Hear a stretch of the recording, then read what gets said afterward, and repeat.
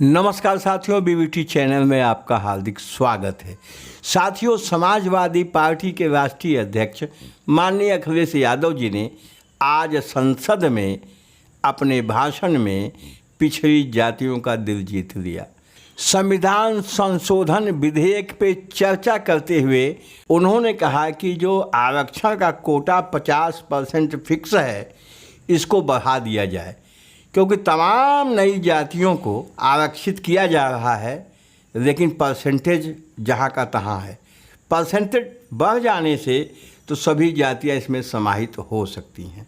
दूसरी मांग उन्होंने कहा कि जो सरकार ने जातिगत जनगणना कराया था, उसकी रिपोर्ट उन्होंने जारी नहीं की है। तो जातिगत जनगणना का रिपोर्ट तत्काल प्रकाशित कराया जाए, जिससे यह मालूम हो सके कि कितनी जातियां कितनी संख्या में हैं, और बहुत बड़ा कन्फ्यूजन इससे समाप्त होगा। आप माननीय अखिलेश जी का भाषण संसद में दिया गया, जो उन्होंने आज दिया है, उसको सुने। हमारे चैनल पर मेहमान हैं, सब्सक्राइब अवश्य कर दीजिएगा, और भाषण अच्छा लगे तो लाइक तो बनता है साथियों, और शेयर कर दीजिएगा, तो तमाम साथियों तक ये बात चली जाएगी। आइए माननीय अखिलेश यादव जी को सुनते हैं।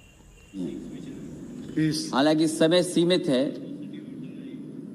पूरी बात नहीं रख पाऊंगा, लेकिन मैं कोशिश करूंगा कि कम समय में ही अपनी बात खत्म कर दूं।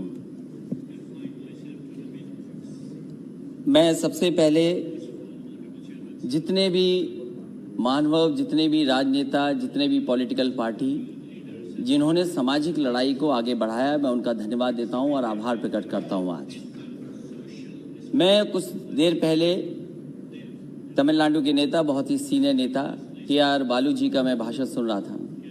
उन्होंने संघर्ष और किस तरीके से पुराने राजनेताओं ने, जो इस समाज में सबसे पीछे हैं, सबसे दबे लोग हैं, जो हजारों साल अपमानित हुए, उनके संघर्ष और उनको कैसे सम्मान और हक मिल सके, उसकी कैसे लड़ाई लड़ी गई। मैं कई माननीय सदस्यों का भाषण सुना। हमारे बगल में बैठी हैं सुप्रिया सुले जी, उनका भी मैंने भाषण सुना। वो कह रही कि सरकार से वो कंफ्यूज हैं, क्योंकि सरकार के एक माननीय सदस्य कुछ कहते हैं, दूसरे माननीय सदस्य कुछ कहते हैं। ये तो सदन की बात है सभापति महोदय, लेकिन अगर हम सत्ता पक्ष में बैठे लोगों की बातें सुने और उनका आकलन करें, अगर देश को सबसे ज्यादा किसी ने गुमराह किया है तो वो भारतीय जनता पार्टी ने पिछड़ों को, दलितों को सबसे ज्यादा गुमराह करने का काम किया। और सभापति महोदय, नियत साफ हो तब हम उम्मीद करेंगे कि आरक्षण बचेगा। हम तो सरकार चलती देख रहे हैं उत्तर प्रदेश में। क्या सरकार वो भारतीय जनता पार्टी की नहीं है? क्या वो भारतीय जनता पार्टी के विचारधारा के लोग नहीं है? जहां तक आज कॉन्स्टिट्यूशनल अमेंडमेंट बिल की बात है, मैं दो बातें बिल्कुल साफ कहना चाहता हूं। हम सब स्वीकार कर रहे हैं, सदन के जितने भी सदस्य हैं, ये भी अच्छा है कि स्टेट्स को मौका मिल रहा है, वो अपने आप फैसला ले सकते हैं किन जातियों को ओबीसी में शामिल करना है। लेकिन क्या एक ही जगह पर जब तक आप 50% की कैप नहीं बढ़ाएंगे तो क्या ओबीसी को पूरा अच्छा मिल जाएगा? आप एक ही कमरे में न जाने कितने लोगों को बैठाना चाहते हैं। आप कहते हैं इसी सदन में, क्योंकि ये लोकसभा छोटी पड़ रही है, हमें एक सेंट्रल विस्ता बनाना पड़ेगा, क्योंकि बड़ा सदन बनाना है हमें, सब आराम से बैठ सके। तो आप अपनी सहूलियत के लिए तो बना रहे हैं सेंट्रल विस्ता, लेकिन आरक्षण जो सबसे मूल भावना रही मंडल कमीशन की, उससे खिलवाड़ कर रहे हैं। कौन नहीं चाहता जाति जनगणना हो? माननीय सभापति महोदय, हमसे बेहतर किसी ने नहीं देखा होगा कि जातियों में नफरत अगर कोई फैलाता है तो ये भारतीय जनता पार्टी के लोग हैं जो नफरत फैलाते हैं। मुझे याद है चुनाव मत भूलिए, इन्होंने चेहरे आगे किए, इन्होंने चेहरे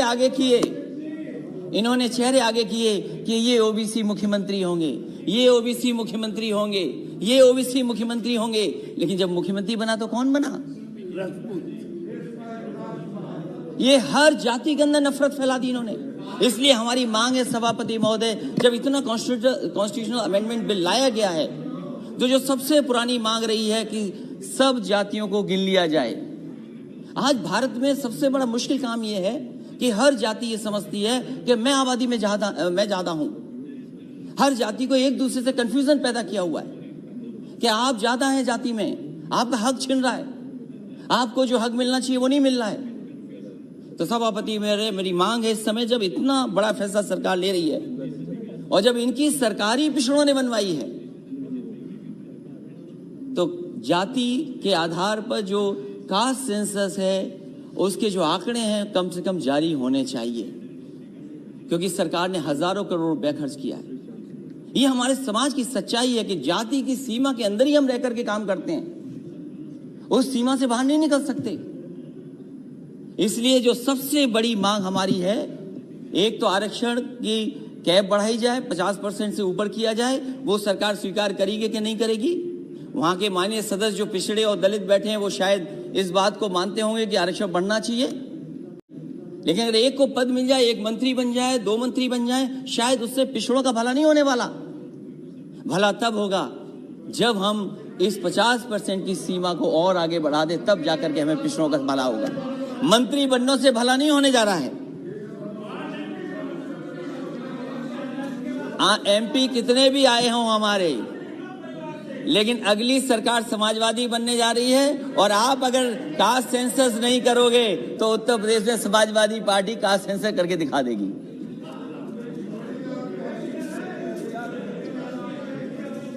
और वो नारा जो सोशलिस्टों ने दिया, सभापति महोदय, क्योंकि जब 50% से आगे की बात मैं कह रहा हूं तो वो नारा हमें याद करना चाहिए। सोशल लीडर्स ने दिया कि सोशलिस्टों ने बांधी गांठ, पिछड़े पावे 100 में 60।